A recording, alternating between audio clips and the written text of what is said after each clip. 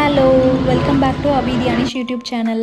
Aeroplane சத்தம் கேட்டாவே வானத்தை அண்ணாந்து பார்க்குற பழக்கம் எனக்கு சின்ன வயசுலேருந்து இப்போ வரைக்கும் மாறவே இல்லை. என் பையனும் அவனோட ஃப்ரெண்டும் அப்படி தான் ஓடி வந்து 2 பேரும் பார்த்துட்டு இருந்தாங்க. அந்த டைமில் தான் மழை வந்து தூறிட்டு இருந்துச்சு. மழை சாரல் நல்லா துளி துளியாக அழகாக வந்து மழை பேஞ்சிட்டு இருந்துச்சு. அதை இவங்க 2 பேரும் பார்த்துட்டு கையில் வச்சு மழை விழுகுதா இல்லையான்னு பார்த்துட்டு இருந்தாங்க.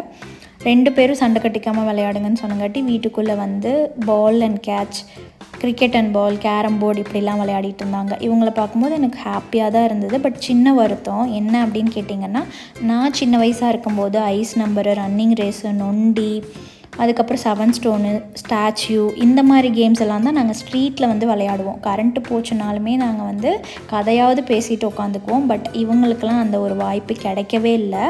அது உண்மை தானே? நீங்களே கமெண்ட் பண்ணுங்கள், உங்களுக்கே தெரியும்னு நினைக்கிறேன்.